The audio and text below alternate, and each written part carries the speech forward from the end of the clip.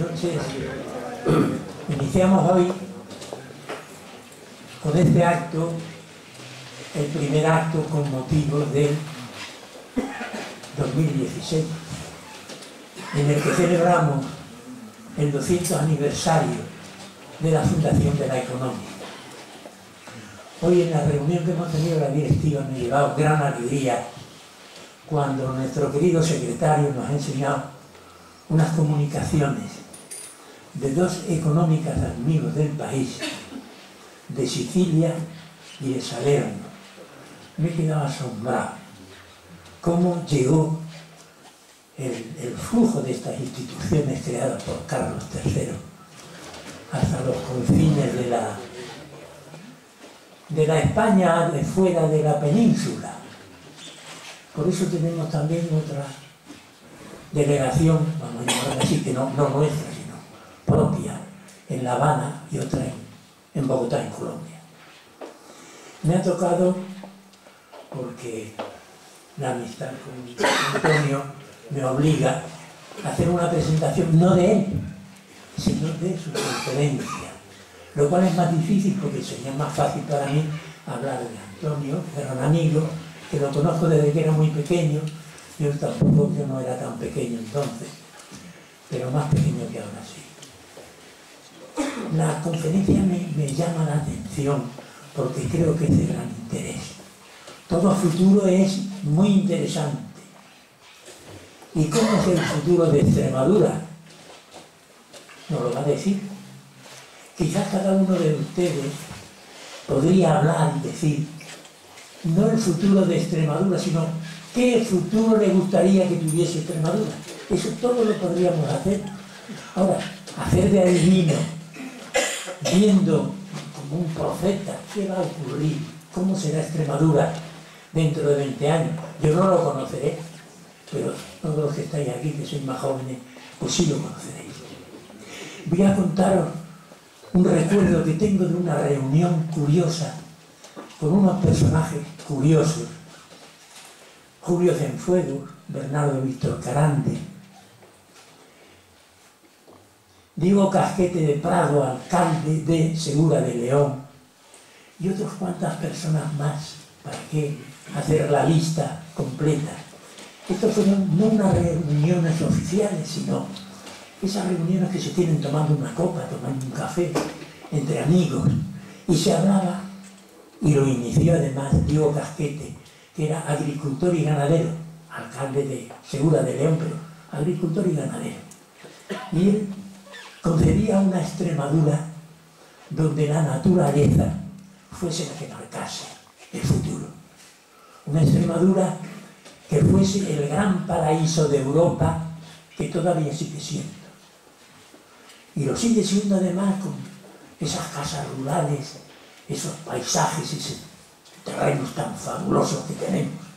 Y que tenemos otros al lado que son complementarios, el Alentejo, que tenemos que trabajar juntos, porque trabajando juntos conseguiremos ayuda de Europa, conseguiremos en unas colaboraciones directas que la cosa funcione mejor. Yo, que soy un enamorado del campo,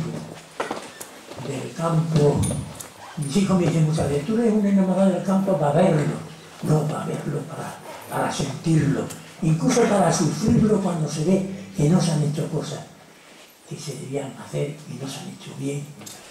No sé, me vaya a perdonar este romanticismo campesino, y lo vivo además desde un sitio. Tengo el estudio en San Jorge de Alor, allá al pie de la sierra, entre esos olivos centenarios que te hablan, que te llaman la atención. Hay veces que hay olivos viejos, muy viejos, que cuando sopla el aire parece que te hablan, que te dicen, aquí estoy yo, aquí está la riqueza, la gran riqueza de Extremadura, el aceite, o las viñas cercanas. Yo sé que hay 3 clases de futuro, claro, en gramática. Futuro perfecto, imperfecto y pluscuamperfecto. Espero que tu conferencia sea una visión del futuro pluscuamperfecto que le espere a Extremadura. Muchas gracias.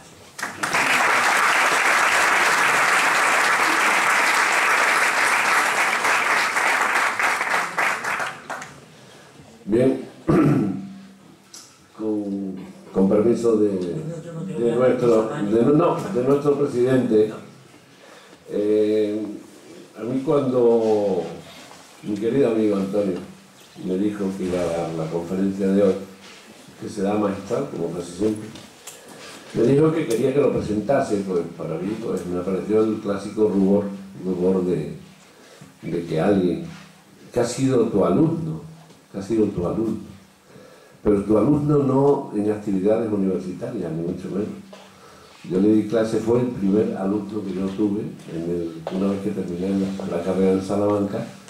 Mi primer trabajo fue en el colegio, hoy se llama Arias Montano, en aquella época era el colegio de práctica de la Neja de Magisterio. Y quiero empezar, y le había pedido permiso a Antonio, en un recordatorio a una persona, socio de esta casa, que era Juan León Domínguez. Y el recuerdo es porque ha desaparecido y fue maestro mío, maestro de maestros y maestro suyo. Fue su tutor durante su tiempo de estancia en aquel colegio. Y entonces sea mi recuerdo para él como testimonio, si me lo permite también el presidente de esta sociedad que perteneció durante muchos años. Manifestamos la condolencia a Isabel y a sus hijos y que esta ciudad y el magisterio de España yo creo que ha perdido una gran figura. Bien, después de esta triste introducción, pues vamos a hablar de Antonito. Porque a Antonito habría que decirle y tú de quién eres, que es lo que nos gusta en nuestra época. Y es de familias tremendamente enraizadas en la ciudad de Badajoz.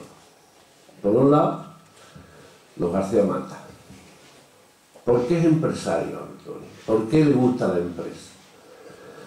Por su padre, las empresas de sus tías Zaida y Rafaela, que en un principio y en una época tremendamente terrible, en la posguerra, fueron capaces de desarrollar una empresa tremendamente pequeña, que era ese almacén de sal que estaba al principio de la avenida de Carolina Coronado, que luego ampliaron en otra modalidad, que fue cuando crearon la primera central o la primera casa de flores, en esta casa que era Florisen, en esta ciudad que era Florisen. Eso por un lado los García Mata. Y por otro lado los Salas, una de las familias quizás más enraizada de lo que es el comercio y la empresa de la ciudad de Badajoz. Los muebles Salas, su madre es pues perteneciente a esta familia de un gran arraigo y de una gran tradición en esta ciudad. Y no es raro entonces que este muchacho que estudia en Badajoz, hace económicas y antes de terminar la carrera ya estaba organizando la FISEX junto con su amigo y compañero que luego crearía muchas más cosas, Antonio Rubio, cuando eran estudiantes, y hacen la primera feria de informática de España. Posteriormente se marcha a Barcelona. Yo creo que se va a Barcelona a casarse, porque nos trae una persona magnífica, que es de su mujer, y de la que nacen 4 hijos, que tienen que estar tremendamente orgullosos del padre que tienen, porque si algo ha hecho ha sido querer y amar a su tierra y su ciudad, por encima de todo, es quizás el anagrama, lo distintivo que tiene Antonio García Salas. Y ya me voy a lo que pone en su biografía: docente, ponente, conferenciante en las áreas de estrategia empresarial, iniciativa emprendedora y creación de empresas, creatividad e innovación, tendencia y futuro, liderazgo, ética y cultura empresarial, cooperación, toma de decisiones y teoría de juego, gestión de complejidad, etcétera, etcétera, etcétera. Ha hecho de todo y ha iniciado todo. pero fundamentalmente lo que a él le arrebata, lo que le lleva continuamente su amor y su defensa de su ciudad. Defensor a capa y espada de su caja de Badajoz, de la que fue vicepresidente, y defensor de ella hasta el final. Incluso cuando ha muerto sigue defendiendo la caja de Badajoz. Personas como él necesitamos en nuestra tierra, en nuestra ciudad, porque es de la única manera que podemos seguir saliendo adelante. Actualmente es un convencido defensor de lo antifrágil y de la teoría del caos, y esto le lleva pues, a buscar otros horizontes que son tremendamente amplios, tremendamente imaginativos. En su currículum, en las notas que busca dentro de su biografía, aparece el adagio de Terencio de que todo lo que soy hombre y todo lo que es humano no me es extraño. Yo creo que todo lo de Badajoz no le es extraño. Para él Badajoz, su desarrollo, su futuro, sus posibilidades de conectarla con el mundo es un leitmotiv y lo que realmente le impulsa a seguir viviendo y a seguir defendiendo su vida y su ilusión. Yo solamente tengo que decir eso, de que nos hace mucha falta gente como Antonio García Salas en esta ciudad. Nada más.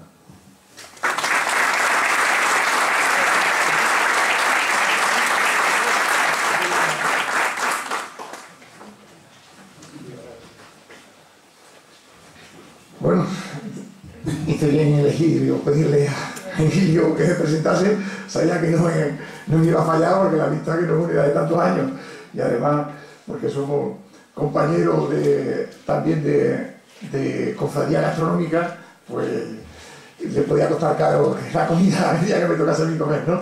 Muchísimas gracias, presidente de la Agronómica, querido Paco, querido Emilio, profesores, admirados y personas que tanto quiero, y que obviamente vuestras palabras pues, no puede ser de otra manera fruto más que de la amistad y de la cercanía. Vamos a empezar. En primer lugar, pues quiero agradecer a todos los asistentes la oportunidad que hoy tengo de poder compartir ideas, que desde luego es una grandísima satisfacción personal, porque las ideas solamente sirven para compartirlas, ¿no?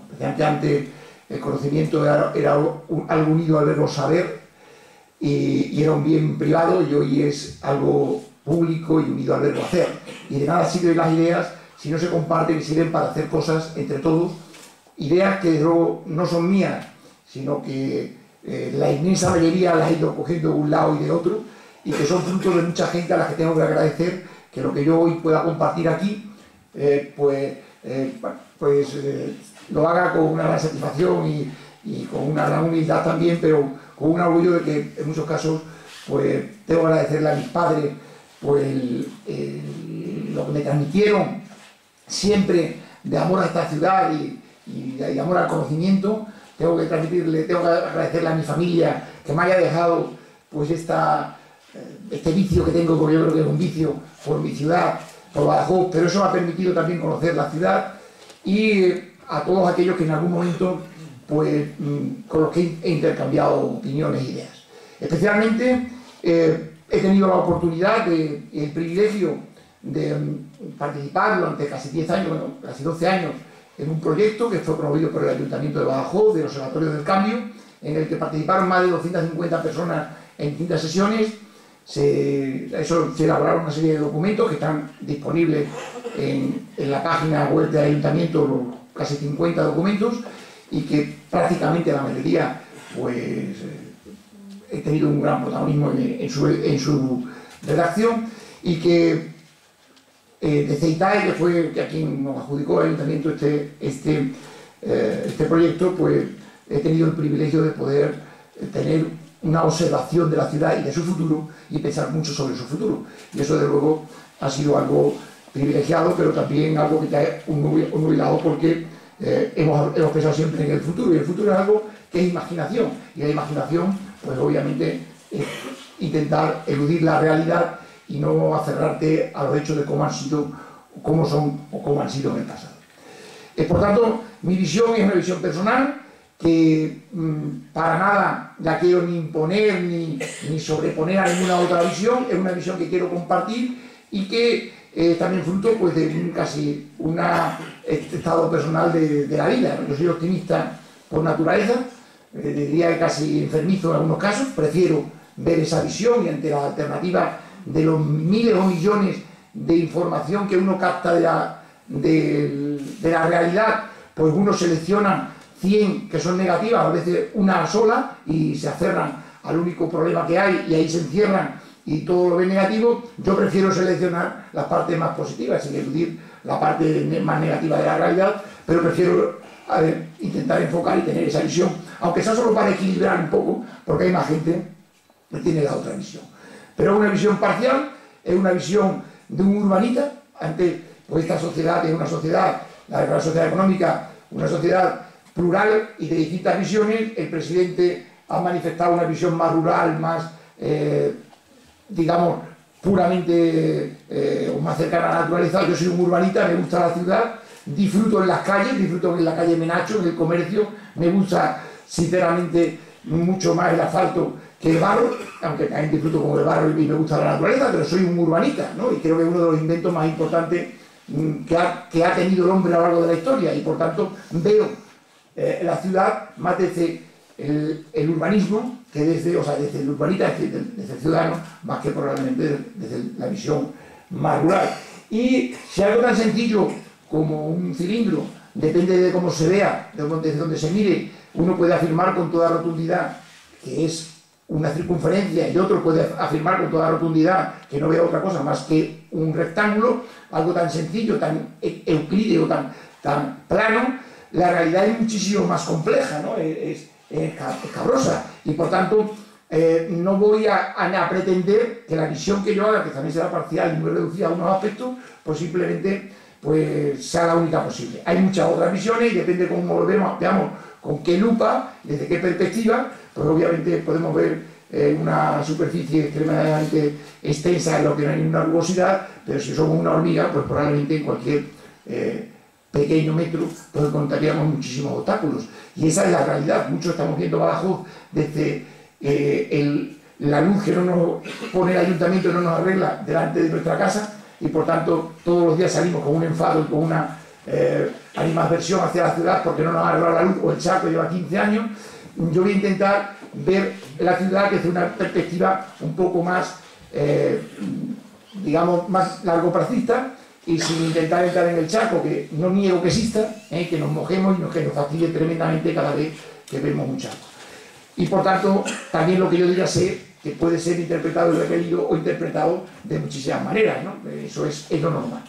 Intentaré, con toda humildad, ver una visión, hacer una visión de la ciudad que, como digo, no pretendo imponerla, intento compartirla, y que pretendo que lo que sea la ciudad sea la suma, la mezcla de distintas visiones.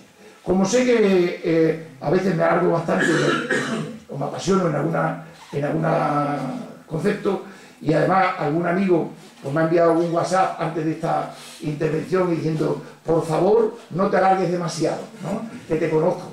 Pero bueno, pues uno también de que sé que eso puede ocurrir, voy a intentar partir de las conclusiones, ¿no? Y a partir de ahí intentar argumentarlo, no llegar a las conclusiones.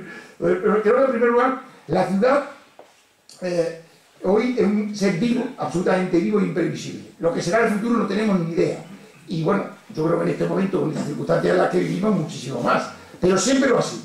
Pero lo que también es verdad, que el futuro depende del presente, aunque no sea una mera secuencia.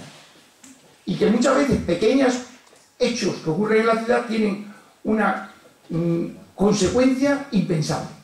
Entonces, ¿qué va a ser la ciudad dentro de 10, 5, 10 o 25 años? Yo no tengo ni idea. Y si alguien ha venido aquí con esas expectativas, yo voy a reflexionar sobre el futuro, pero yo de eso no tengo ni idea. Cuando nos dicen que los economistas son aquellos técnicos que saben perfectamente explicar por qué está ocurriendo, bueno, por qué ha ocurrido aquello que haya pasado, ¿no? Pero no son capaces de explicar el futuro. Y cuando uno entiende la ciudad o intenta analizar la ciudad, pues también detecta que hay muchas cosas que pasan en una ciudad que no son consecuencias del pasado. Del pasado, a veces de siglos, a veces de millones de años. que hoy están ocurriendo o en la ciudad están pasando y es como consecuencia del pasado. O sea, es importante que también haga un pequeño repaso de algunas cosas para entender el presente de la ciudad, porque es consecuencia del pasado.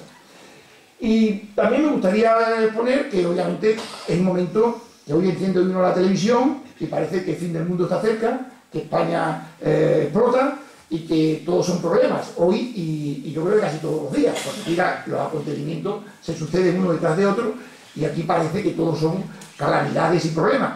Y me gustaría también que reflexionemos sobre que el momento de la ciudad es un momento óptimo. Yo creo que uno de los mejores en la historia de la ciudad y voy a intentar conjuntamente dar algunas ideas por ello, ¿no? Porque creo que la ciudad realmente está en buen momento para tomar decisiones y para afrontar un futuro que será imposible que nos pongamos de acuerdo con todo, pero probablemente hay algunos retos, algunas líneas de trabajo en los que podríamos buscar algún acuerdo para no estar discutiendo todo el día.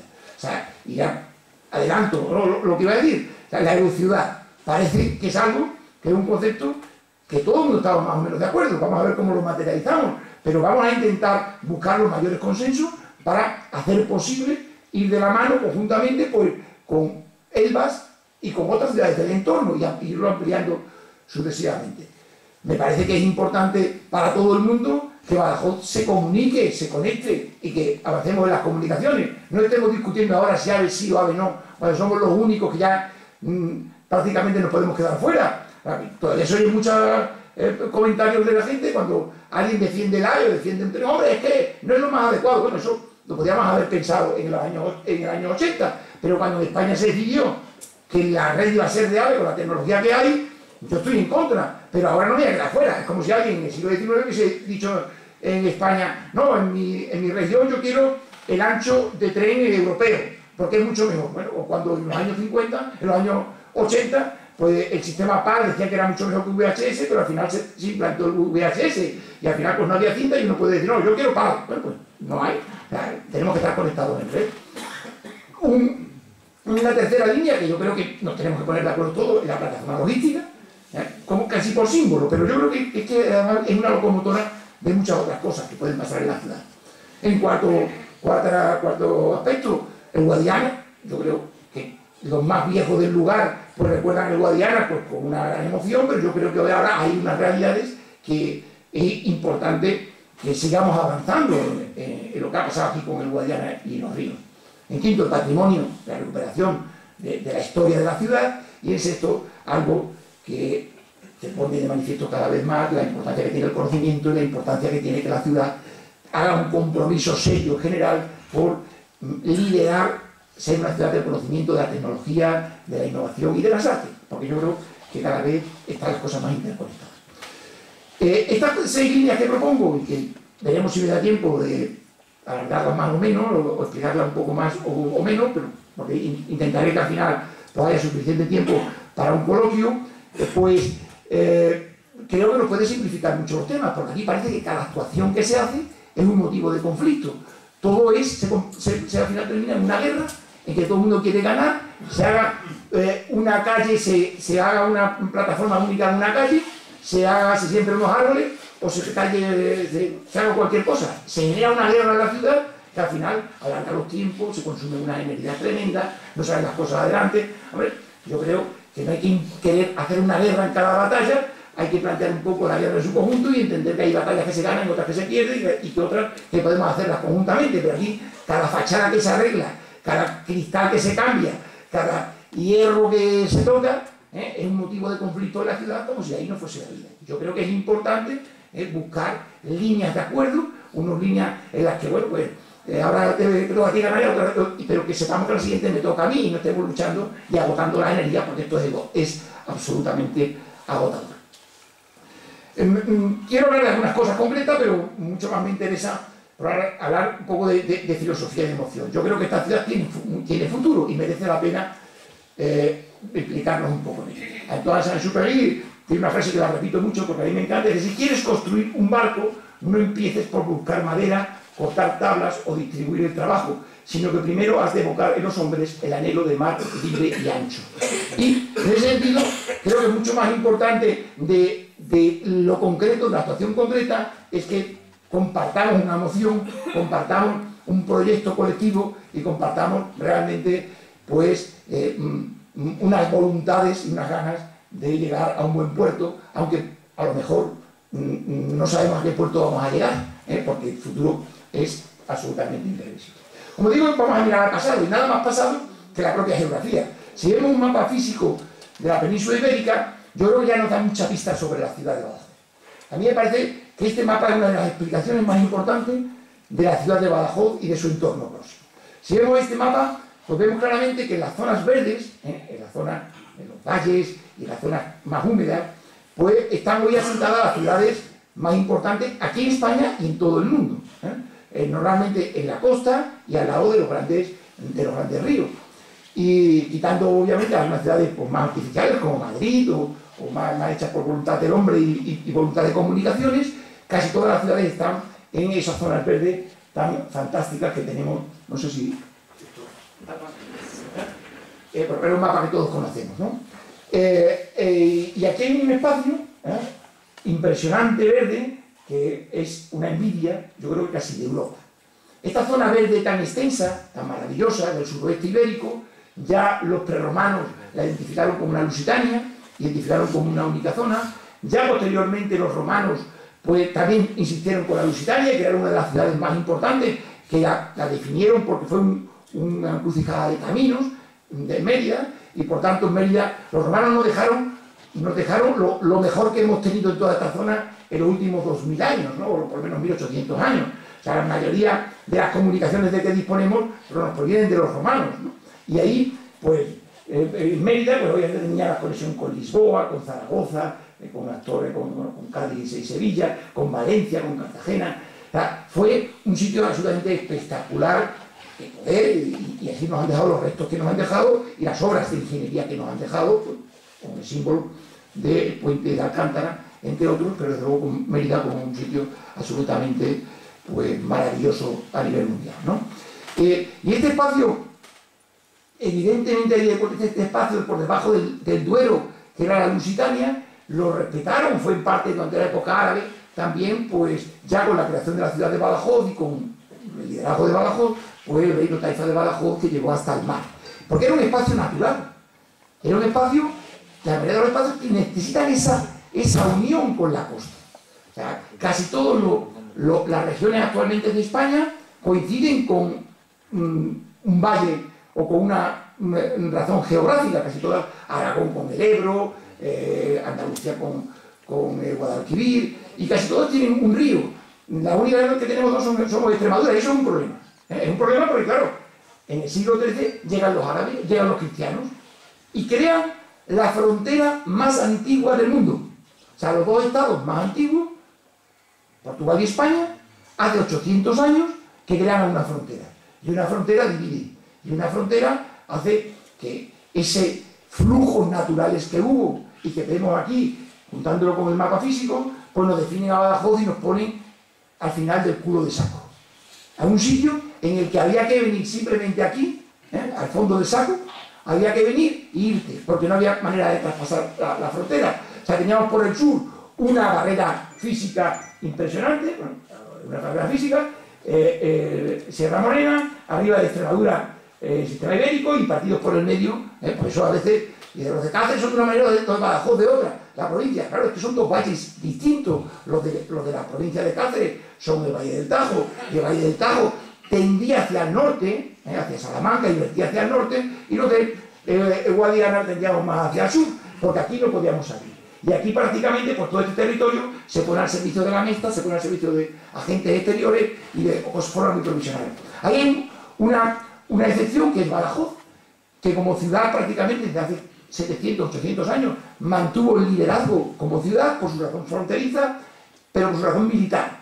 Y en algún momento tuvo gran esplendor por dos razones. Una, se creó algún elemento de comunicación con Portugal y había durante un cierto tiempo una buena relación con Portugal. En el siglo XVI, Badajoz adquiere un esplendor espectacular.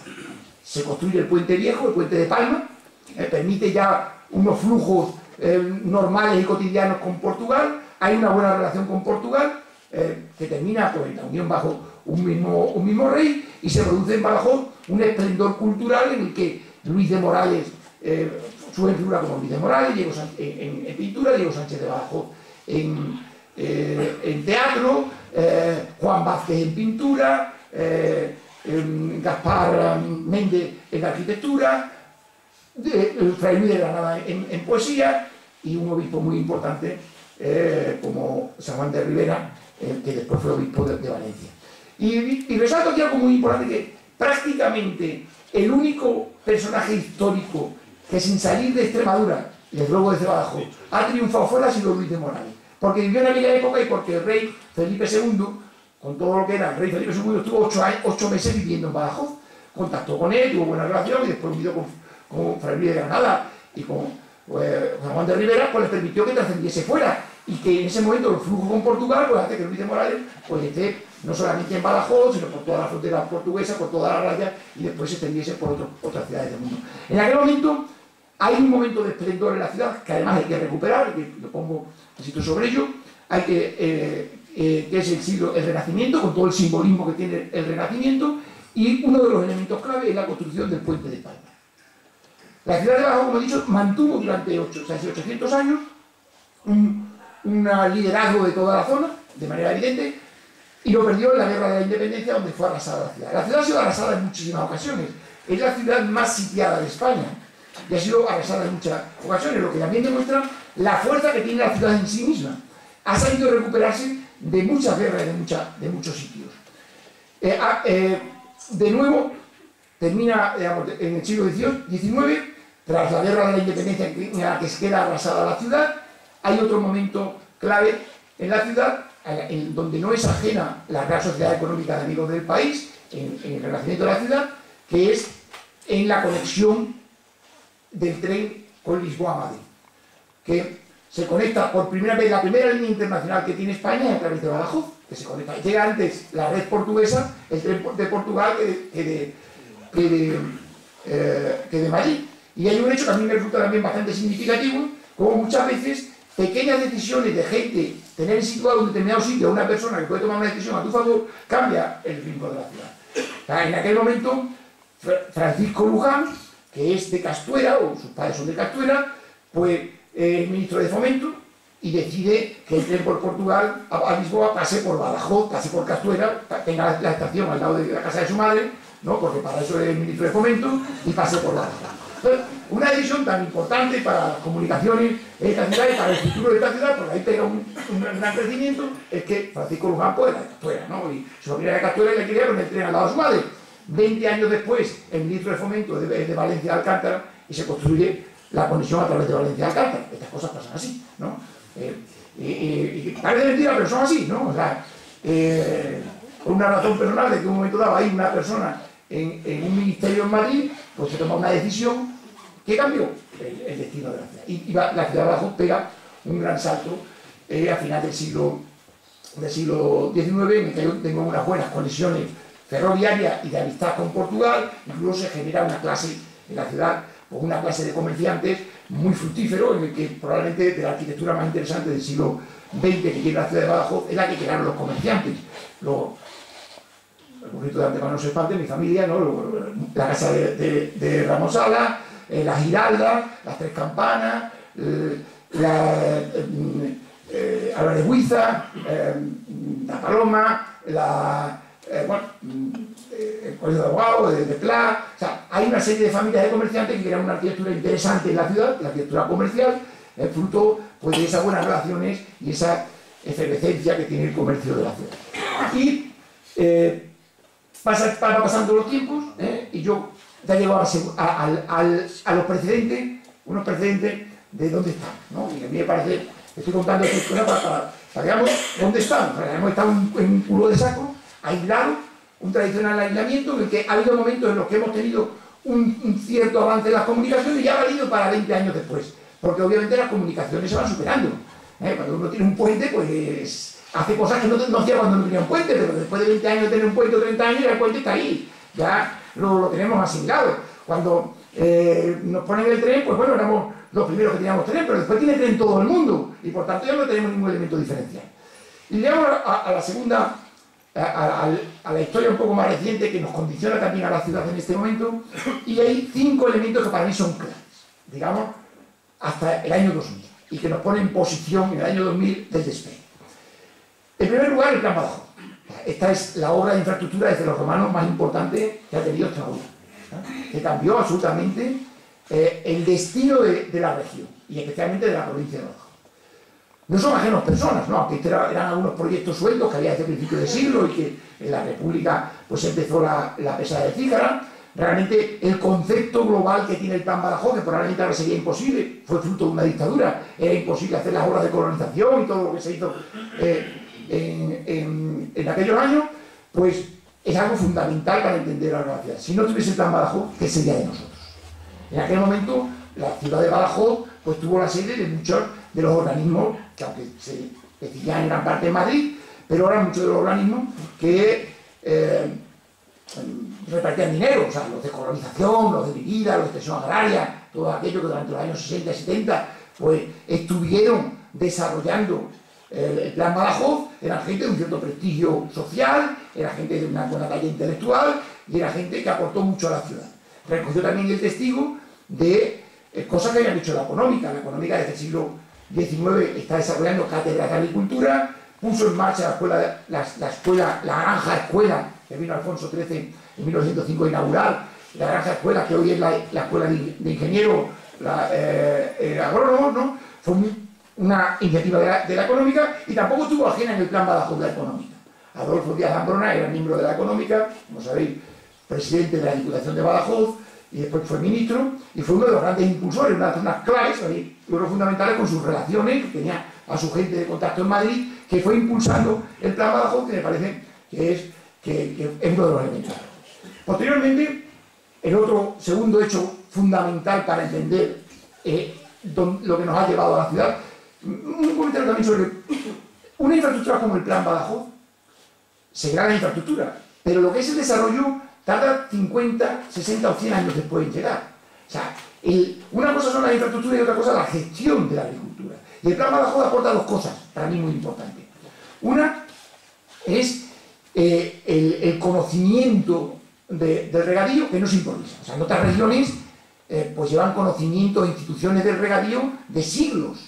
O sea, obviamente, cuando llega aquel regadío, pues hace siglos que en Valencia hay cultura de regadío, en Aragón o en Andalucía. O sea, y aquí nos llega y nos viene gente de fuera, los de Murcia, no sé qué, a intentarnos colonizar, ¿no? Vienen aquí a los comanches, a ver aquí cómo nos educan para que nos pongamos en marcha. Y eso ha costado 2 o 3 generaciones que den fruto eso. O sea, y el segundo aspecto es la mentalidad urbana. El regadío tiene un concepto económico y sociológico eminentemente urbano, mucho más de conocimiento que de propia naturaleza. Entonces, eso son 2 cosas que van, a lo largo de los años, van fructificando, no se improvisan. Y eso hoy nos puede permitir porque tengamos aquí, pues claro, pues fábricas como Conesa, que es un líder mundial en algunos aspectos del tomate, o como Begenat, o en la ciudad tengamos ya realizaciones muy potentes que generen riqueza de manera sostenible y que no dependa de una inversión que ha sido financiada y que hay un grupo catalán o valenciano que de pronto se lo lleva porque se financia en otro lado, como ocurrió obviamente, porque no había otra forma de hacerlo, probablemente cuando se implantó el Plan Badajoz, que vinieron desde fuera a colonizarnos, ¿no?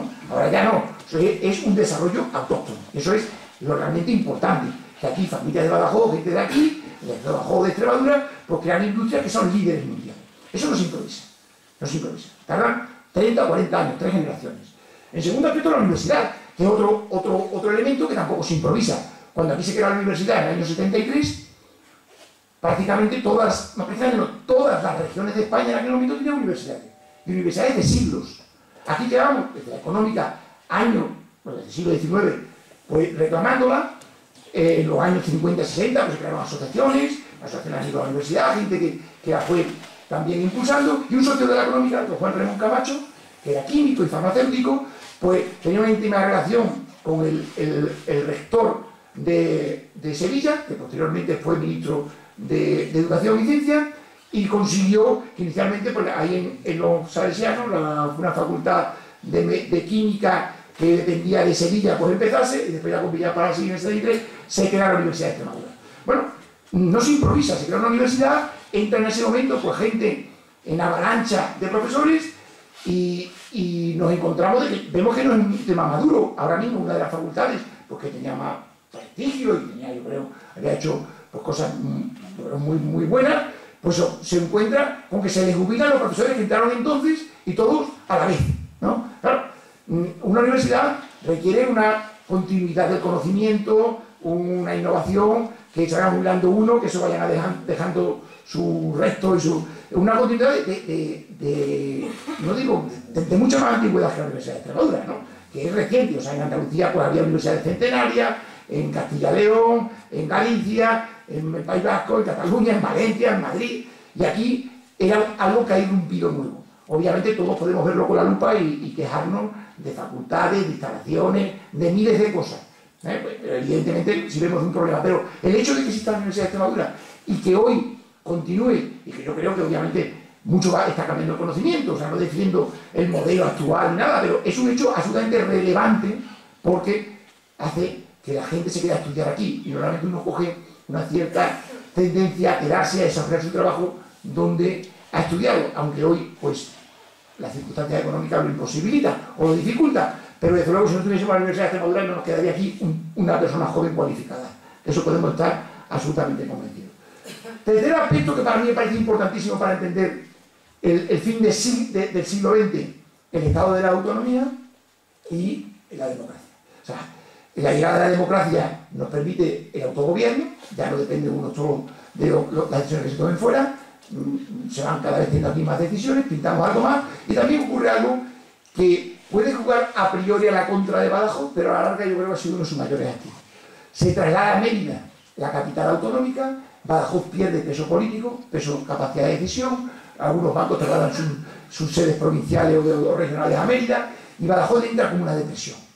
O sea, en los años 80 el comercio decae, la ciudad da pena, ¿no? Realmente hay mucho... Podríamos discutir mucho sobre ello y matizar, pero la ciudad entra en una depresión en los años 80 y principios de los 90 con la pérdida de la capacidad de decisión y la pérdida de poder y de instituciones que se van a Mérida. En los años 80 pasa otra cosa, que también es importante y paralela que compensa al otro, que es la incorporación de España y Portugal al entonces mercado común con la Unión Europea, que nos abre una nueva perspectiva, nos resitúa. Si con el hecho autonómico nos margina, de alguna manera nos hace periférico, incluso se castiga en la época bueno, todos los años, esto autonómico, se ha tenido una priorización rural, una visión rural de Extremadura, y Badajoz era el hecho urbano. Sin embargo, hay una irrupción de algo que empiezan a caer las fronteras y resitúan Badajoz. Cambian su situación periférica a una situación central.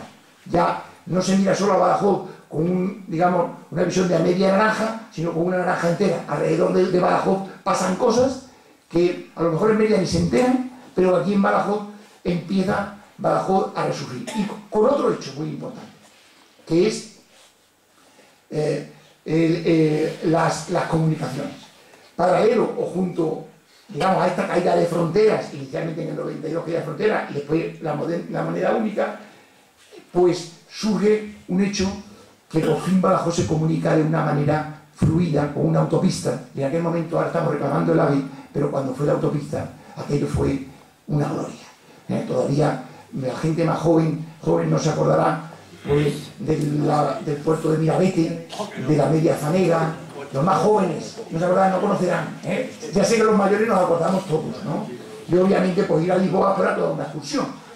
Obviamente pues teníamos que salir por la mañana, que no nos diese el sol, los coches también poco tenían aire acondicionado, y era toda una excursión ir a Madrid o ir a Sevilla, ¿no? Sin embargo, se crea la autopista y eso es un salto cualitativo y cuantitativo impresionante. Ya uno puede ir a Madrid y volver en el día, y claro, yo eso que lo hice muchas veces cuando no había autopista, es que lo hacía disfrutando. Era un placer ir a Madrid y volver en el día. Esto es agua, esto es Hollywood, ¿no? Esto es una cosa que era impensable, ¿no? Cuando uno veía por Mirabete, y sobre todo me acuerdo cuando las obras, ¿no? Que daban allí el testigo aquel del palo, ¿no? Para eso diese al otro que venía por el otro lado. Eso la gente joven, pues igual que como la caída de las fronteras, ¿no? Los que hemos conocido que teníamos que presentar el carnet o el pasaporte para ir a Portugal, sacarnos la carta verde, y como llevásemos 3 kilos de café, pues éramos sujetos de absolutamente de ir a dormir ese día en la papera, ¿no? Casi, ¿no? Como llevase 3 kilos de café, pues claro, eso, hoy día eso es impensable. Pero claro, una vez que se ha conseguido ya no es normal. Y lo mismo pasa con las autopistas.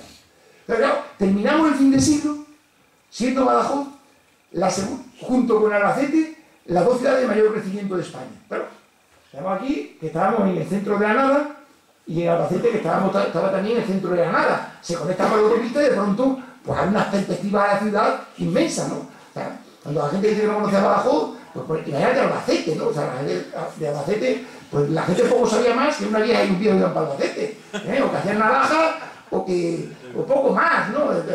Otra cosa y vete, ¿no? Pero poco más la gente sabía de Albacete, pero de pronto de Albacete se conecta con el mundo y abre una perspectiva tremenda a Albacete y a la ciudad de Badajoz. Llegamos al final de siglo, la ciudad un poco crecía, ¿no? La ciudad, pensando esto, tiene futuro, porque igual que en la Edad Media, pues te concedía el rey la categoría de villa, o de ciudad, al final del siglo XX le concedían a la ciudad la categoría de ciudad o de villa, la llegada del Corte Inglés, y entonces pues llega el Corte Inglés, entonces ya nos creemos que somos una gran ciudad.